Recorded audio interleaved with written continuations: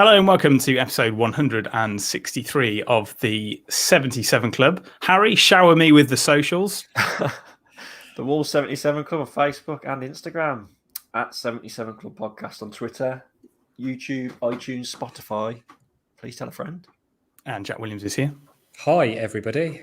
And just for people who were listening to last week's episode on the podcast, I tried to mix up how I would introduce Harry with the socials, but because he's got such fat fingers, he managed to not press the record button in time. So just to mix it up a bit there.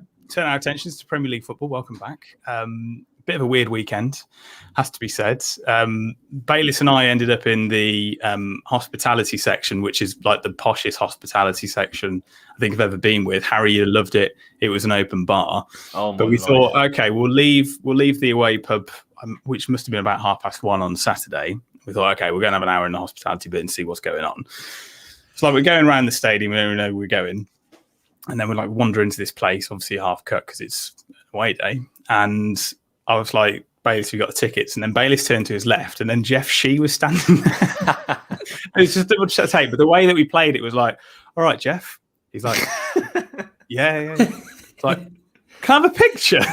And so got a picture with Jeff. Thought, let's not grill him and get kicked out before anything starts. So unfortunately, we couldn't ask him any questions or ask him about the terrible transfer window that he was part of. But he was there with the wife and kids. So, taking the family for a family day out in Watford to watch the Wolves. Sam, it's funny because you sent me the picture on WhatsApp and I put it on Twitter and I captioned it as just had a really long chat with Jeff.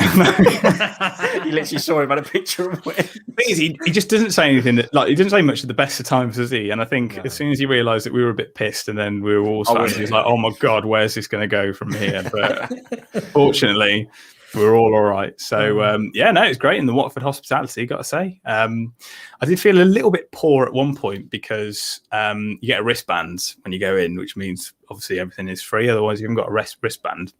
You have to pay for your drinks. And the guy at the bar didn't see my wristband. So I paid for some drinks. I came back and said, Bayliss, I had to pay for drinks. And he's like, right. And we went up to the bar and I was like, excuse me, I've paid for some drinks I don't think I should have paid for. And then they took them off. So it was all fine. So that was that was my slightly more poor moment. I bet Bayliss loved that, didn't he? He loves one thing we know about Bayliss is he just loves complaining. I bet he loved it. Absolutely loves it. I think it's his favourite pastime. But Jack, we were all enjoying a beer in the away pub, but your experience probably getting to the ground and then in the away end was going to be a little bit different to ours. So I'll pass on to you for what it was like from the Wolves fan side of things. Oh no, it was all good. A good day was had by all round in the end, really. Standard away day. I like the fact that rather than messing about with the bloody digital tickets, we actually got a paper ticket this time. So it was just easy, no messing about. You got your ticket, you walk through the scanner, you put it in, sorted, you're in. There's no messing about. There's no where's your COVID pass, where's your app and all this sort of stuff. So no, it was good, good old-fashioned away end, old-fashioned ground, and made all the better by the eventual result. But yeah, good laugh. Harry, from your point of view, obviously you weren't whining and dining like the rest of us. Bloody plastics. And my dad was down, and luckily for you two, I've got a big dodgy stick that sticks into my TV, and I watched it on a very legal stream, which did freeze a few times because I honestly think, because Man United were playing at the same time, I think Ronaldo broke the streaming business. I know his goals was down, but thankfully mine worked. And, you sure it's not your AOL broadband? The hamster in the wheel that's looking a bit tired, powering internet. But yeah, really good stream. I was happy to watch. In terms of the game itself, I mean, I think it was large ball again, wasn't it, Harry? Watford didn't really seem up to much, to be honest. I mean, a lot of people around us were obviously saying, "Oh, how long have you supported Watford for?" And then I'm trying to think of Watford things to say, and I'm like, "Can't believe Troy's gone." And but the thing is, I think I was looking at that game, looking at Josh King up front for Watford. And I was like, Troy Deeney gets into that side, but that played into Wolves' hands, didn't it, Harry?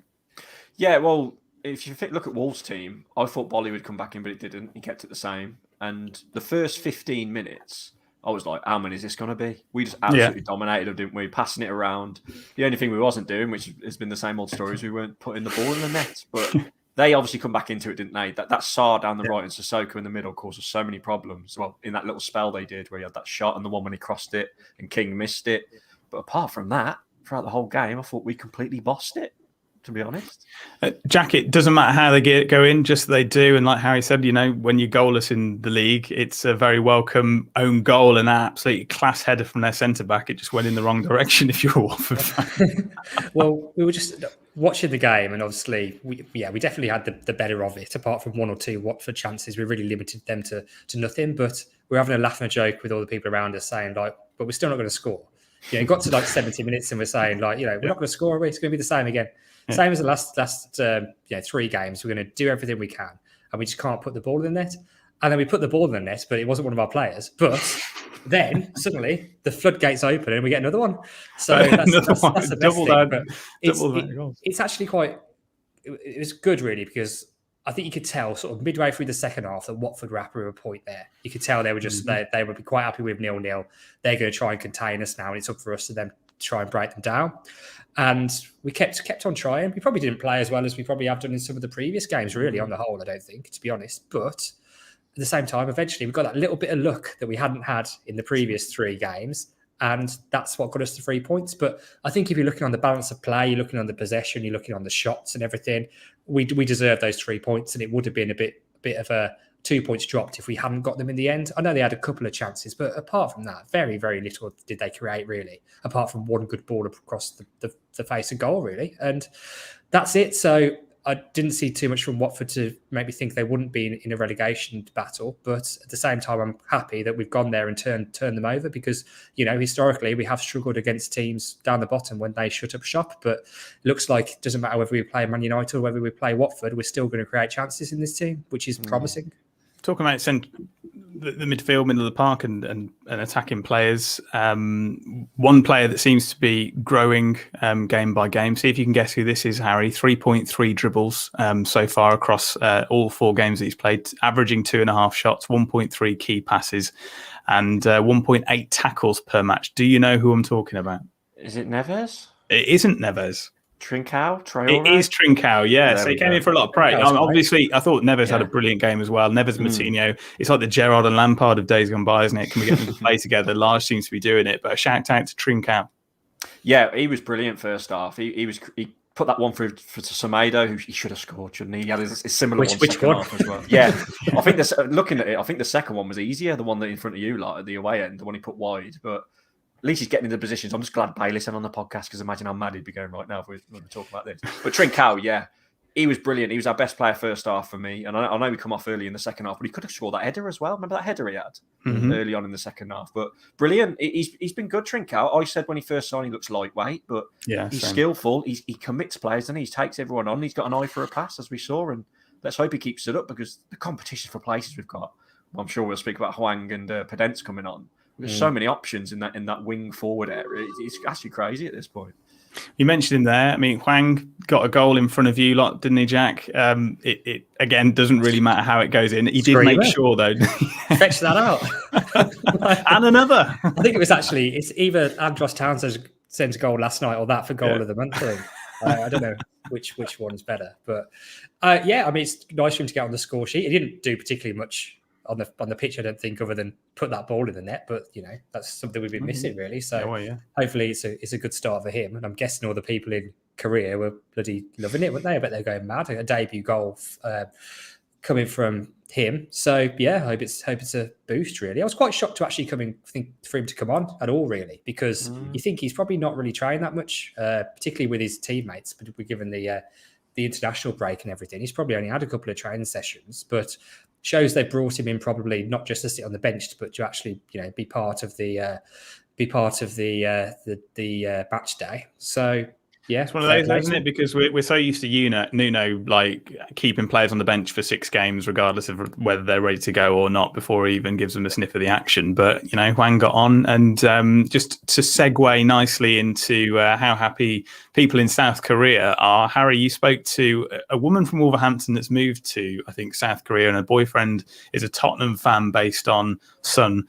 And just tell us about that conversation that you had. Well, so after Hwang scored, obviously it went a bit mental, didn't it, on YouTube and the Wolves social media in terms of numbers. So I found myself on a YouTube rabbit hole, found this couple, and I think he's actually a Wolves fan now, by the way, Young, which we'll hear in a minute. She's from, I think she's from Wolverhampton originally, or the Midlands And she moved to Korea. She's fluent in South Korean, by the way, which I was really impressed with. Is she helping you with your YouTube subtitles, then, Harry? Because I noticed a load of Korean over your. She might be able to sort me tags out for me and get the translations right. And and there are a couple. And well, you'll hear the chat. If you want to watch it, it'll be on my YouTube channel soon. And if you're listening to the podcast, this will be the audio now.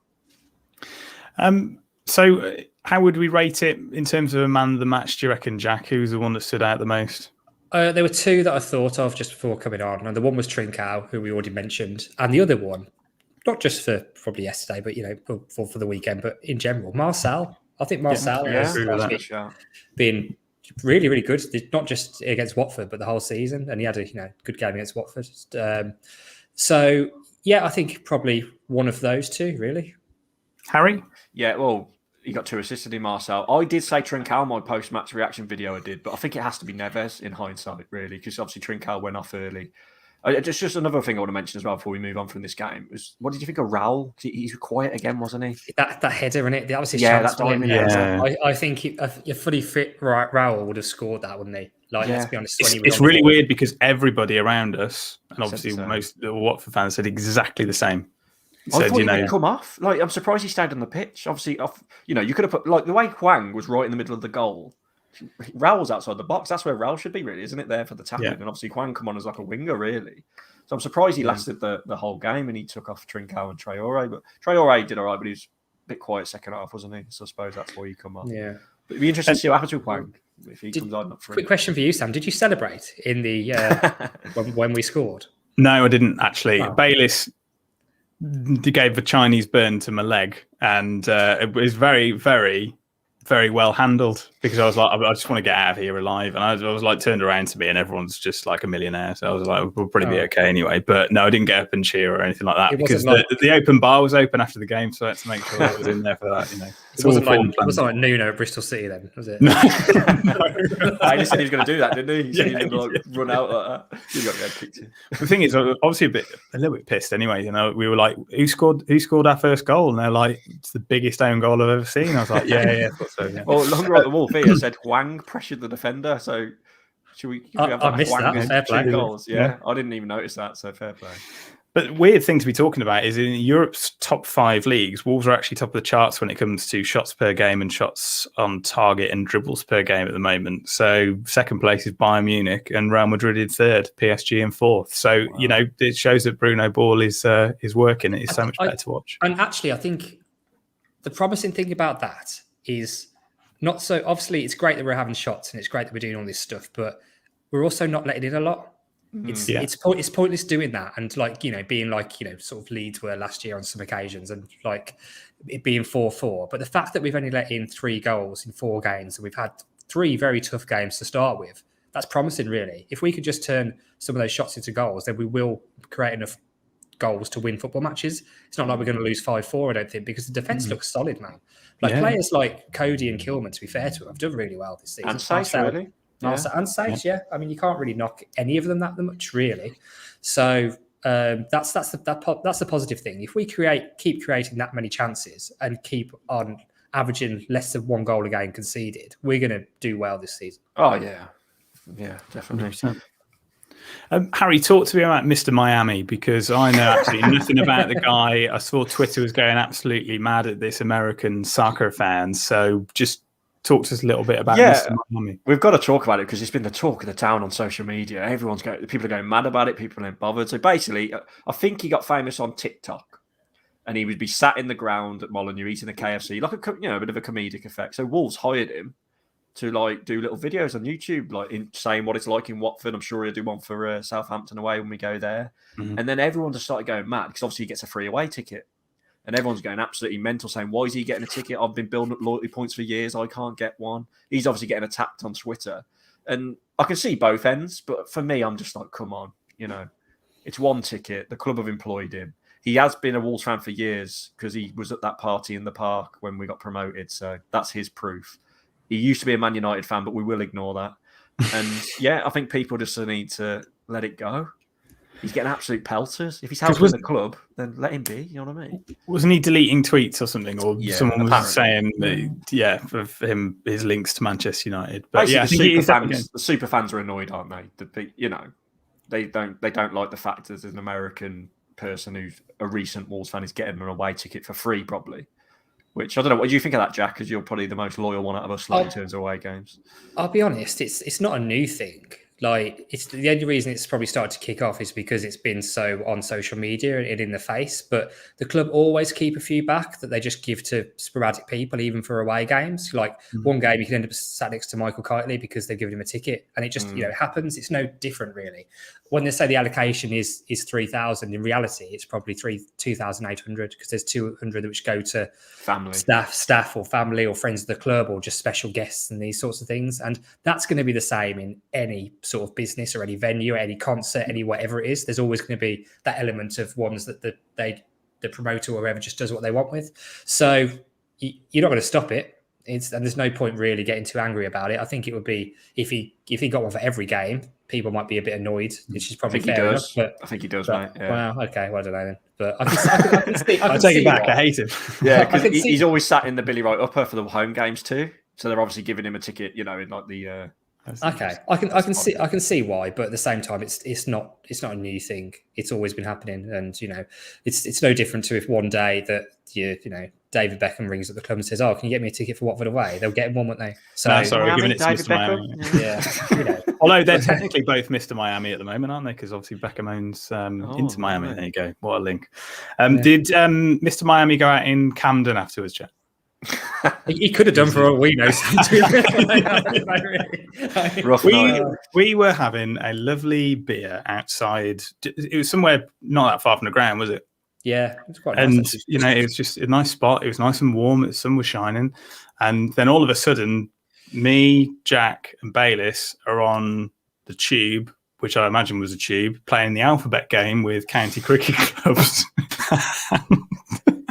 And what else? What other? I don't know. Sam, before you carry on with this story, I'm sorry. What was Bayliss saying about Semedo on the day when he was missing them chances? Because we need to know. I don't know why any here, by the way. He's in Latvia, any? But can you tell us, he's please? At work or something. But I think the audience would want to know what he was saying. He's saying things that Bayliss always says about Semedo. It's just like it's not an upgrade on Doherty.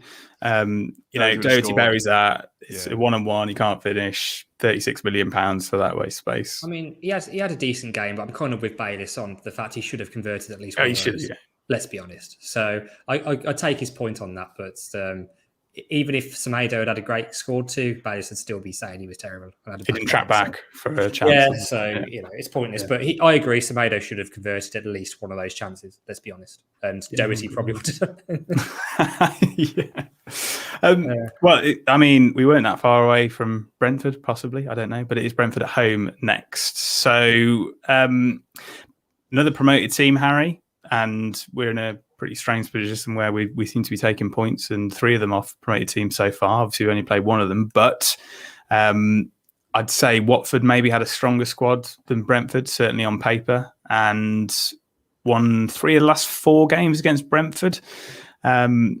Not too bad. I think we've only lost to them once in the 21st century, but they are a little bit more of an unknown quantity. Ivan Toney is a little bit more of a different prospect compared to Josh King. How do you see this one? Yeah, well, it's Brentford. Obviously, they've got pretty much the same squad they had when they got promoted with. We all know Tony's a player. I saw the highlights. They lost to Brighton. They're quite an attacking team, aren't they? So this could be a really good game. But I do think we're too good for them. I think we've got to win this, haven't we? I know it's famous last words, but I said before Watford, we've got to beat Watford and Brentford, and I think we will. And they do pose a threat. I like what they're doing, Brentford. To be fair, I like the way they're being run. I think they've done it the right way. It's good for them to get promoted, and good luck to them. But I did say when we did our predictions for the relegation before the season started, I said I think the other 2 promoted teams will go down, but I think Brentford will survive, and I stick by that. So yeah, entertaining game, probably be end to end, and probably goals, but I think we'll beat them. It's looking like a pretty similar setup for Brentford and Wolves if it's going to be 5 at the back, because it looks like they're playing with those wing backs. Jack, do you think that's going to help or hinder them, or do you think they might tweak it? I think it could be a really entertaining game, like probably Harry just mentioned, really. I think it's one of these where it could end up actually being a thriller with the way both teams play. Obviously, I've only watched Brentford once this season, which was the first game against Arsenal, where they were really good, to be fair, or are Arsenal just terrible? We don't quite know yet. But either way, I don't think they're the sort of team who are going to come here and try and sit back and roll over. They're going to have a go for it, and which could play into our hands, because you'd think we probably, if they do that and it opens up, we have got more quality.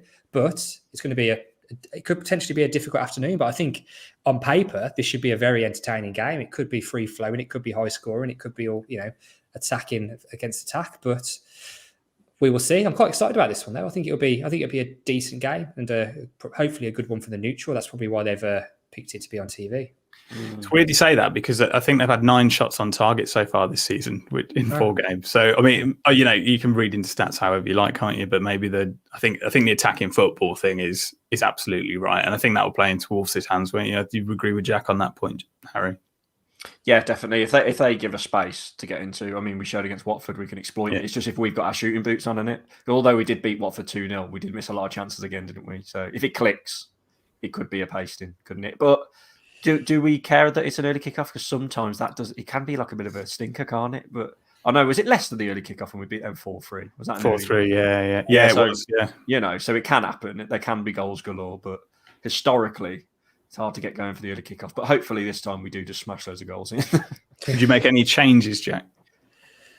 No, I don't think you can really, can you? Thinking about it. I mean, I know the players who came on, you think, did well. Well, one of them scored. But like, say, Traore in the first half was brilliant. And no, I think it's not broke, is it, at the moment? It ain't broke, so don't try and fix it. I think it's nice now that we've definitely got options to bring on if it's not working, and we definitely have got that.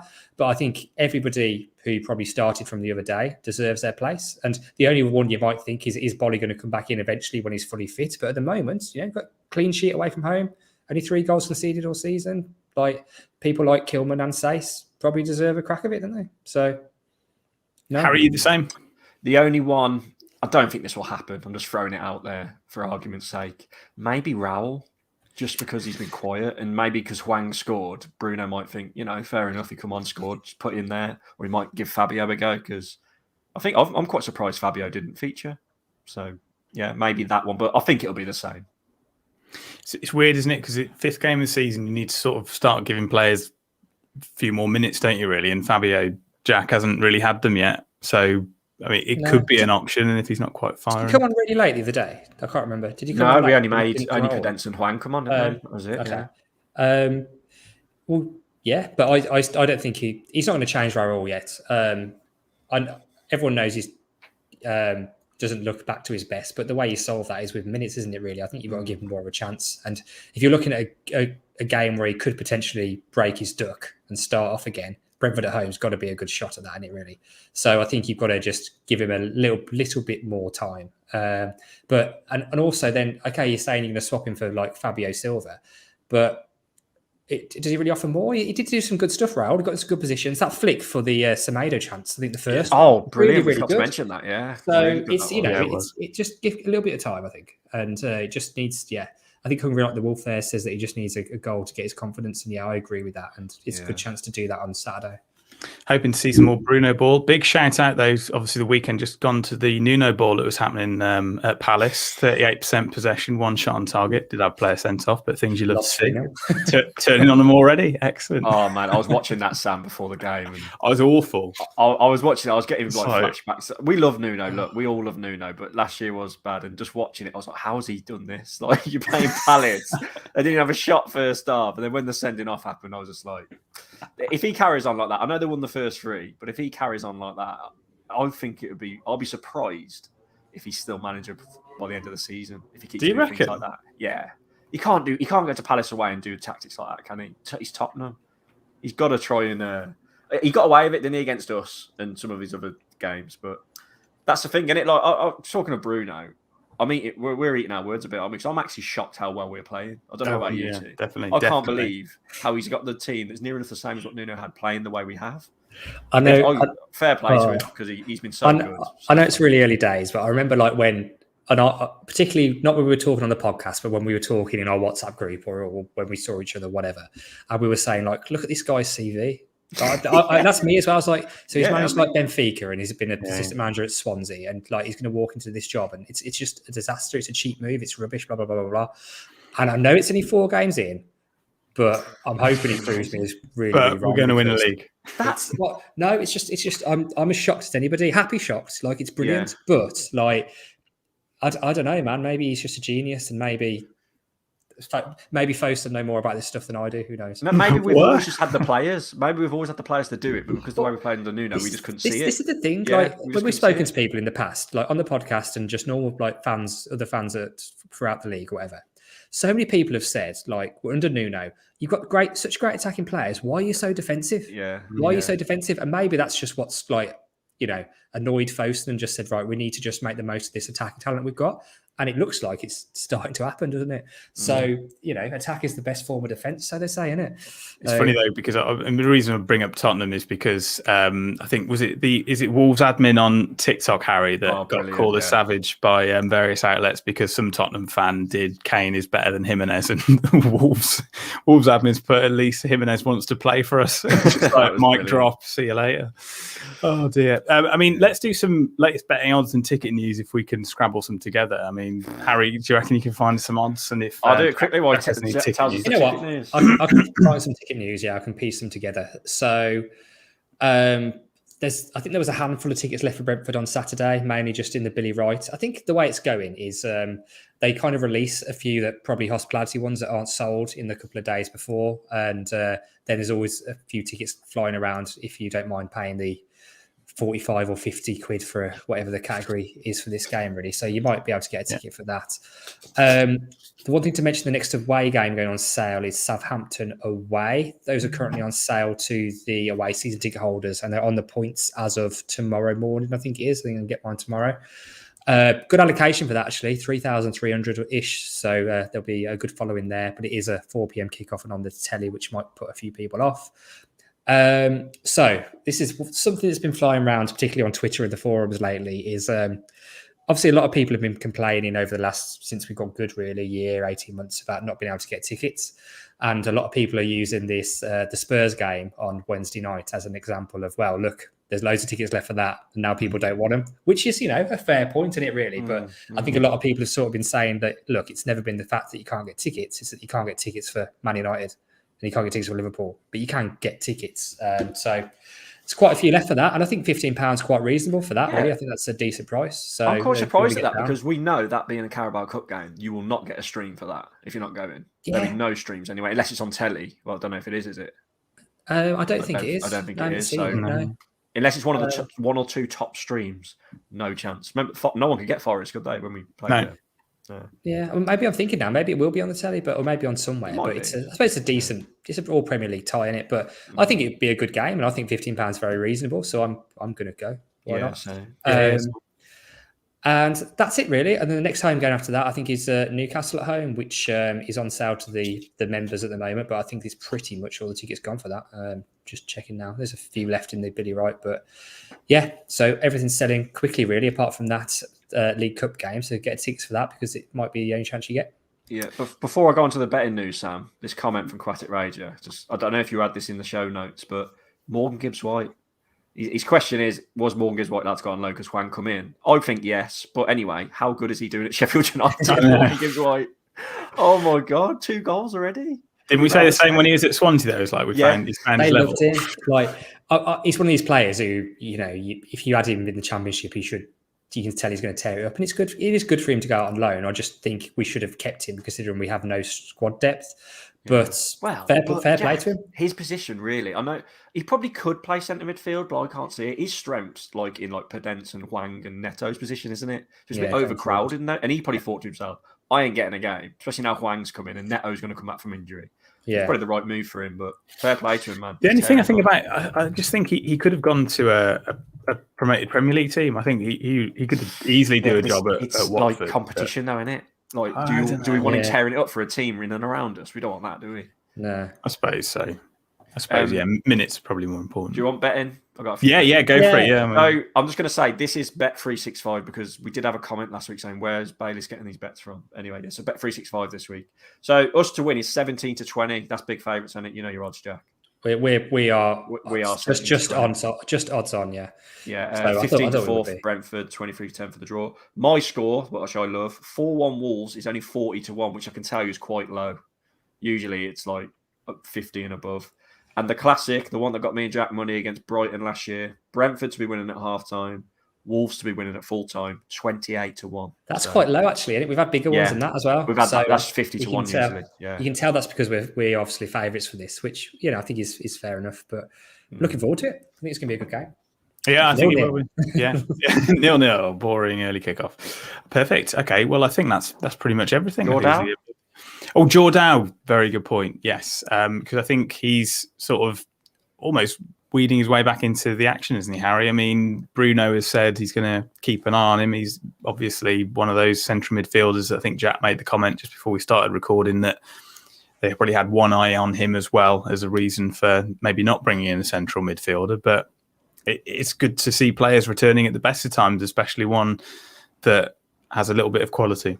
Yeah, I hope he's good, but when he come in with Neto as that double deal, obviously we didn't know anything about him. We've seen what Neto done, but he got that freak injury, wasn't it? I think we spoke before we came on. I think it was against Reading in the League Cup. And he actually scored that game from memory. It was a bit of a fluke, but yeah, he's been out on loan, hasn't he? I think we've said. So hopefully he's good because all of a sudden, he'll be obviously fourth choice centre midfielder, but if he's got a bit about him, it gives us a bit of cover until we do dip back into the market for Sanchez probably in January. So let's hope he can stay fit. And let's hope he's good if he does get called upon. Young player, isn't he, Jack? Hasn't got, I don't think, any Premier League minutes. I think it was for Malakau that he went on loan to last season. I only played a handful of games there. Did he not come on like very, very late for about 30 seconds just to get his Premier League debut? Maybe. That time he was on the bench when he didn't get on? Yes. Everyone knew that meme. He was stood on the bench with his arms like waiting to come on. And I don't think he did come on. Because he was stood there like, am I coming on here? And then he didn't. But I think he did like the week after. I think they then let him on for like 2 minutes. I think so, yeah. I think he might have a Premier League game. But final Premier League game of the season, he came on against Chelsea. Yeah. And then he brought the keeper on as well. That one. No. Yeah, when they were just giving anyone I think you were on the pitch that day as well. Yeah. It'd have signed me up. But to be honest, I've not seen enough of him to know if he's any good. And obviously the injury and stuff hasn't helped. But you think if he came in the same boat as Neto, which he did, hopefully he can kick on. But to be honest, anybody who's a bit of a cover in midfield, I welcome with open arms at the moment. So, well, yeah. Perfect. Well, we will leave it there for this week. We'll say thank you to Harry Mansell. Yes, see you, everyone. And of course, if you are watching on YouTube, look out for Harry's video with the South Korean couple that is going to be up in the next couple of days. I think if he can get his subtitles translated in time. And it's a goodbye from Jack. To everybody. And it is a goodbye from me. Goodbye. Goodbye. Goodbye. Goodbye.